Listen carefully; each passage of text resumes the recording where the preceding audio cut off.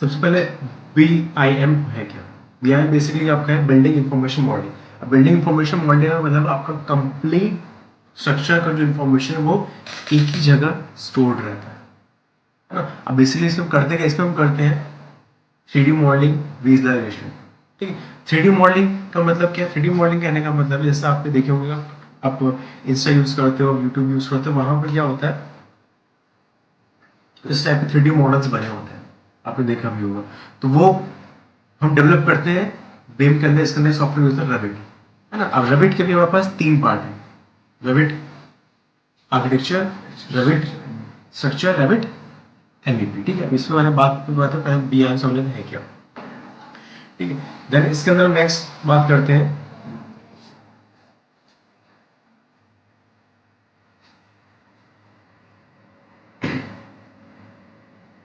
Digital modelling. मैंने आपको बताया विजुअलाइजेशन, वो डिजिटल मॉडलिंग के अंदर ही आ जाता है। पूरा एनवायरमेंटल सेट करना, लाइफ साइकिल मैनेजमेंट, तो ये सारे आपके थ्योरेटिकल कॉन्सेप्ट है जो आपके बिम मॉडल के अंदर आते हैं। ठीक है, देन नेक्स्ट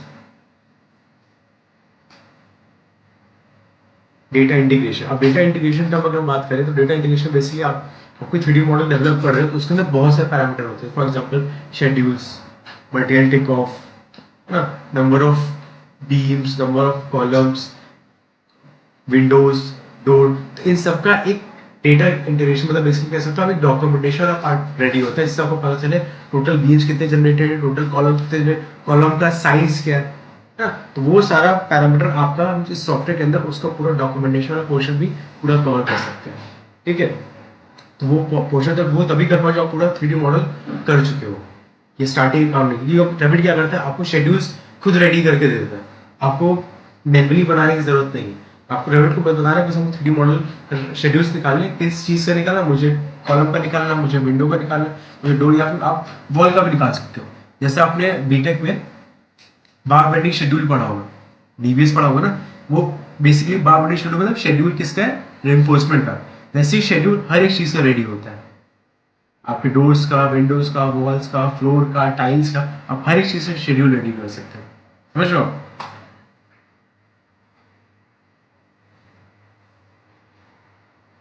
बेनिफिट्स।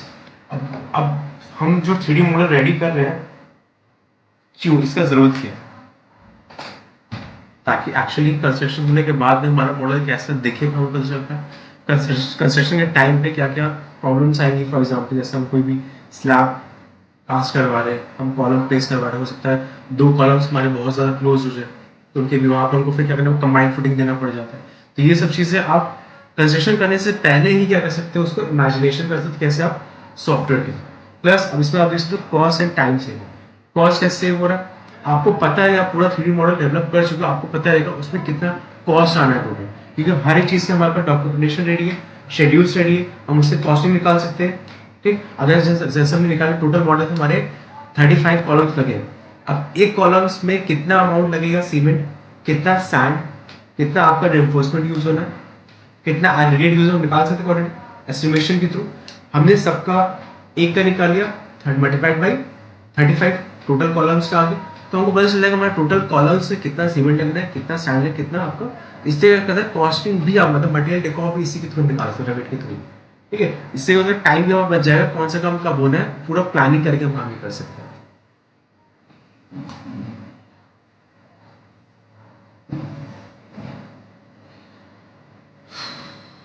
ठीक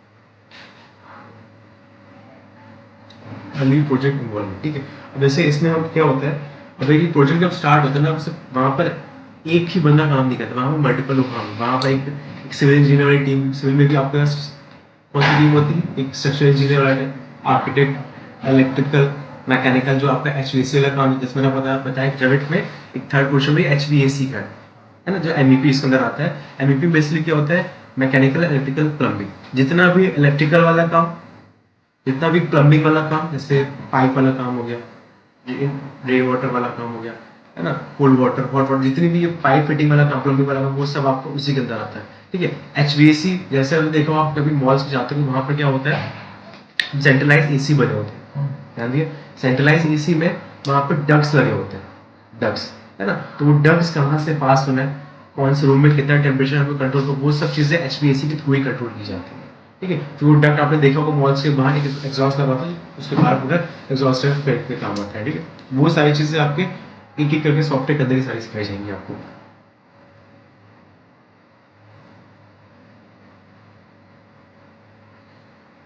कॉम्प्रिहेंसिव वर्कशॉप है जब प्लस इसमें एक चीज और है जैसे कोलैबोरेशन। कोलैबोरेशन टर्म का आपने पहले नाम सुना है, कोलैबोरेशन। कोलैबोरेशन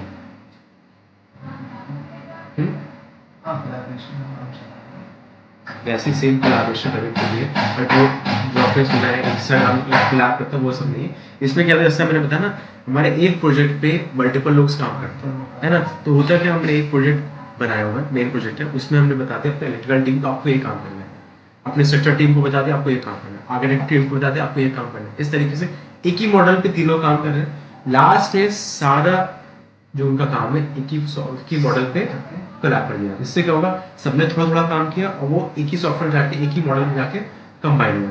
इस सारा धीरे धीरे काम करते करते कंप्लीट प्रोजेक्ट आपका रेडी हो जाएगा। तो उसको कोलैबोरेशन कहते हैं रेविट के लैंग्वेज में, समझ लो। तो ये सब थ्योरेटिकल चीजों को जो आप सीखोगे, तो थ्योरेटिकल वाला पार्ट भी हम बयान में कवर करते हैं। अब थोड़ा सा सॉफ्टवेयर पर जाते हैं। जैसे कि मैंने अभी स्ट्रक्चर की बात किया था, स्ट्रक्चर की ये पूरा 3D मॉडल, जैसे आपने कभी साइट पे गए हो तो आपने देखा होगा इस टाइप से पूरा उसके अंदर क्रैंक डेवलप होते हैं, हमारे स्टिरअप्स पड़े होते हैं, है ना, टॉप बार्स, बॉटम बार्स, ठीक है, डेवलपर लेंथ। अगर हम इसको 3D में देखें, ठीक, आप देख पा रहे हो हमारे बीम के अंदर रिइंफोर्समेंट प्रोवाइड कैसे किया हुआ है। ठीक है, तो ये सारी चीजें हम एग्जैक्टली 3D में डेवलप करते हैं ताकि एग्जैक्टली जो साइट पे जो काम होना है उसके हम शीट्स बना के हम देख पाए। जैसा हम देखा साइट पे तो वहाँ पर PDFs होते हैं, है ना, वहाँ प्रिंट आउट होता है ताकि वही सेम चीज़ वहाँ पर काम करें। तो वो आप कैसे करोगे, जब आप यहाँ पर सेम चीज़ डेवलप करा पाओगे तभी।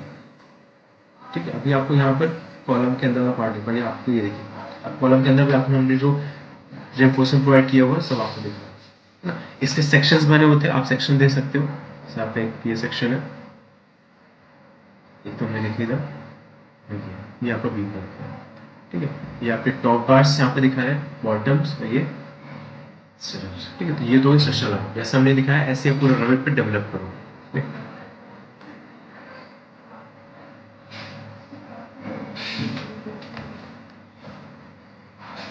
ये मॉडल आपको थोड़ा सा आर्किटेक्चर से रिलेटेड है, ठीक है। तो पूरा 3D मॉडल बना हुआ, आप कंप्लीट इसको रोटेट करके देख पा रहे हो, प्लांट्स लगे हुए, डोर विंडो हुआ है। हम इसका प्लान देखना चाहते हैं, आप इससे डबल क्लिक करके प्लान पे जा सकते हो। ठीक है, आपको इसका प्लान दिख रहा है, आपको लेवल 7 पे प्लानिंग देखनी है, आपने लेवल 7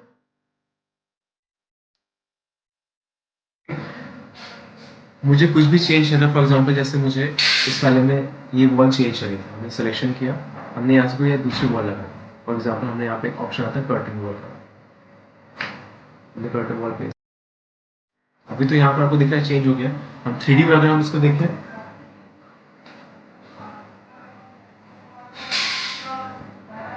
आपने देखा हम लेवल 7 पे थे, लेवल 7 पे जो हमें वॉल में चेंजेस थे बस उसी वॉल में चेंजेस अब चेंज नहीं है। यहाँ पर एक ग्लास पे, जैसा आप देखते हो कमर्शियल प्रोजेक्ट में बैंक्स में जाते होंगे, यहाँ पे मॉल्स में, तो इस टाइप ग्लास पैनल्स बने होते हैं, मुलेंस लगे, तो फ्रेम बने, फ्रेम के अंदर ग्लास की छोटी छोटी फ्रेम्स फिट रहते हैं, इसको हम कर्टन वॉल बोलते हैं रेविट की लैंग्वेज। ठीक है, मैंने अभी आपसे बात की शेड्यूल्स की, है ना। फॉर एग्जाम्पल मैं आपसे पूछूं इस पूरे मॉडल में बताइए कितने डोर्स लगे हुए हैं, काउंट करके मुझे बता दो, इंटीरियर एक्सटीरियर दोनों में बता सकते हो। काउंट कर भी लोग, हो सकता है गलती हो जाए, इंटीरियर वाला मैं काउंट कर पाऊँ, है ना। तो मैं आपसे पूछूं हर एक डोर का मुझे पैरामीटर्स बताओ, उसका हाइट कितना है, उसमें फ्रेम और मटेरियल कौन सा यूज किया है, ठीक है, उसका हेड हाइट कितना दे रखा है, उसकी थिकनेस कितनी है, बोर्ड, ये सब मुझे पैरामीटर लिख के दो। टाइम टेकिंग प्रोसेस, मैंने रेविट को बोला मुझे शेड्यूल चाहिए डोर का, शेड्यूल्स हमें किस चीज से हमें चाहिए था, डोर का शेड्यूल्स, ओके। अब इसमें हमको पैरामीटर्स है, फॉर एग्जांपल हमारा मुझे कॉस्ट चाहिए थी, हमें कितने डोर्स यूज किए हुए हमें काउंट चाहिए था, ठीक है, हमें फैमिली किस टाइप का डोर यूज नाम चाहिए था, हमें फायर रेटिंग जो हमने उसमें मटेरियल यूज किया उसमें फायर रेटिंग क्या हमें वो चाहिए था, हेड हाइट कितनी है उसकी, ठीक है, कौन से लेवल पे हमने यूज किया हुआ है, मैन्युफैक्चरर कौन है, आप अगर मेंशन तो आप दे सकते हो यहाँ पर, मॉडल नंबर क्या है आप दे सकते हो, सिल हाइट अगर ऐसा तो होगी पॉइंट तो आप ऐड करते हो, विड्थ कितनी है। तो ये सब पैरामीटर्स जो हमको अपनी रिपोर्ट में चाहिए, हमको डॉक्यूमेंटेशन पे हमने सेलेक्ट किया, यहाँ से ग्रैंड टोटल फॉर्मेटिंग के अंदर हम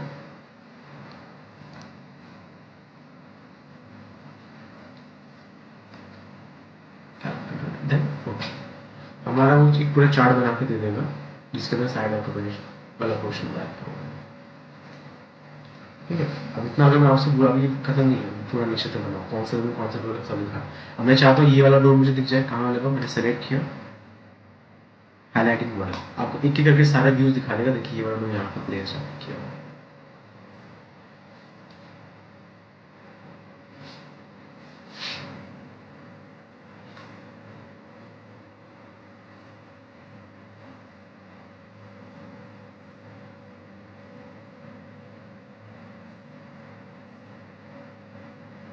ठीक है, इस तरीके से हम अपने रिफोर्समेंट के शेड्यूल निकालना चाहते हैं, हम डोर का, वॉल्यूम का, यहाँ तक आप चाहते हो, आप पता करना चाहते हो कि इस वाली वॉल में कितने नंबर ऑफ ब्रेक हुए होंगे, इसमें आपने एस्टिमेशन पढ़ा होगा, बिल्डिंग एस्टिमेशन कॉस्टिंग का सब्जेक्ट होता है, उसमें आपको सिखाया जाता है हर एक चीज़ एस्टिमेट निकालना। फॉर एग्जाम्पल जैसे हमें वॉल के अंदर कितने ब्रिक्स लगेंगे, मोटार जो यूज होगा उसमें मोटार में कितना सीमेंट लग जाएगा, कितना सैंड लग जाएगा, है ना, देन प्लास्टर में सीमेंट कितना लगे, प्लास्टर सैंड कितना लगेगा, वो सारी चीज़ें आपका एस्टिमेशन के अंदर आती है। वो भी हम रेविट के अंदर ही हम मटेरियल टेक ऑफ के थ्रू कर सकते हैं। ठीक है, बस आपको फॉर्मूला पता होना चाहिए, नंबर ऑफ ब्रिक्स का फॉर्मूला क्या होता है, सीमेंट का फॉर्मूला क्या होता है, सैंड का फॉर्मूला क्या होता है। ठीक है, वो सब बीटेक डिप्लोमा पढ़ाया जाता है और आप यहाँ भी सीखोगे इसकी। इस तरीके से पूरा आप एस्टिमेट भी इसमें रेडी कर सकते हो। ठीक है, आपको ऑटोकैड आता होगा, तो अगर मैं बोलूँ मुझे यहाँ से सेक्शन कट करना है, फॉर एग्जाम्पल मुझे सेक्शन बनाना है, मुझे कुछ नहीं करना है, बस एक लाइन, सेक्शन लाइन ड्रॉ करनी है, हमारे मॉडल का कंप्लीट सेक्शन व्यू रेडी है। आप इसको विजुअल स्टाइल यहाँ से चेंज कर लीजिए, आपका पूरा सेक्शन व्यू, मैं यहाँ से इसको शेडेड लगा देता हूँ, ये पूरा सेक्शन व्यू दिखा रहा है। ठीक है, समझ आया? ठीक है, इस तरीके से आप सोलर स्टडी के बारे में से कर सकते हो। फॉर एग्जाम्पल जैसे मुझे चेक करना था कि दिन का व्यू कैसा रहेगा, हमारा नाइट का व्यू कैसा रहेगा मॉडल का, तो यहाँ से हम सोलर स्टडी वाला क्वेश्चन ऑन कर सकते हैं, इससे आप सन का पाथ पूरा ट्रेस कर सकते हो। इसमें आपको शेडो दिखती होंगी बस आप लोगों ने देखा होगा आजकल सोलर पैनल बहुत ट्रेंडिंग है ना, तो आप इसके तो ये भी एनालाइज कर सकते हो, हम अगर पैनलिंग कर रहे हैं, हम सोलर पैनल लगाना चाहते हैं, किस डायरेक्शन में लगाए ताकि उसको मैक्सिमम टाइम सनलाइट हमको मिलता है, जिसकी वजह से maximum sunlight energy electrical energy में कन्वर्ट हो सकती है ना। आपको यहाँ पर देखिए शेडो फॉर्म होता है ना, अगर मैं टाइम चेंज फॉर एग्जाम्पल जैसे अभी 11 बजे टाइम लगा, मैंने इसको टाइम लगा दिया अराउंड, ठीक है 2 बजे का टाइम लगा, 2 बजे देखिए सन का पाथ भी चेंज आएगा, दूसरा हमारा देखिए शेडो भी चेंज। इस तरीके से आप पूरा मॉडल का एनालाइज कर सकते हो। अभी जैसे ये जो आपको टाइम दिख रहा है, ये दिख रहा है आपको 17 मई का, अगर इसको मैं थोड़ा सा और ठंडी में लेके जाऊँ तो आप देखना हमारा सन का पाथ भी चेंज कर देता है। देखिए अभी पाथ आपको दिख रहा है कितना बड़ा,